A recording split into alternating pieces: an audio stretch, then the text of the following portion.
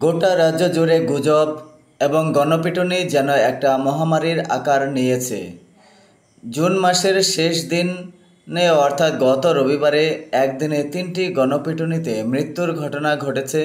ঘটনাচক্রে তার পরদিনে অর্থাৎ জুলাইয়ের প্রথম দিনে গোটা দেশ জুড়ে লাগু হলো ভারতীয় ন্যায় সংহিতা। সেই ন্যায় সংহিতায় গণপিটুনি নিয়ে অত্যন্ত কড়া দণ্ডবিধান করা হলো। সব দেখে শুনে কি এবার ঘুম উড়তে চলেছে অপরাধীদের?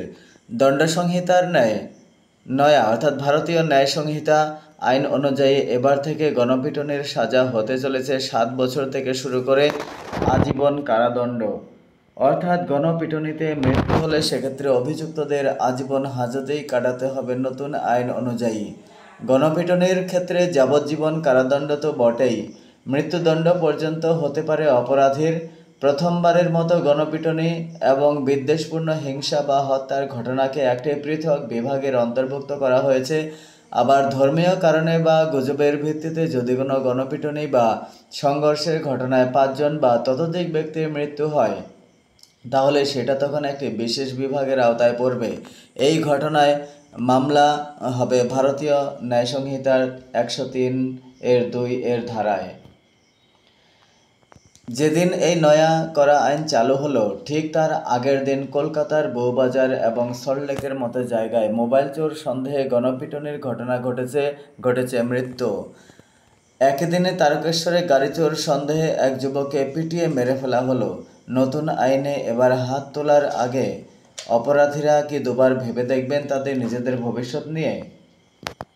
অপরদিকে গোটা উত্তর 24 পরগনার বিস্তীর্ণ অংশের প্রশাসন ছেলেধরা গুজবে জেরবার। সঙ্গে থাকা বাচ্চাকে নিয়ে কোনোরকম সন্দেহজনক কিছু মনে হলেই ছেলেধরা সন্দেহে গণপিটুনি দেওয়া শুরু হয়েছে।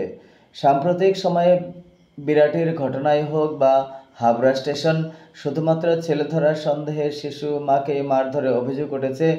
বিরাটিতে তো ট্রেন থামিয়ে বিক্ষোভের ঘটনা পর্যন্ত ঘটেছে।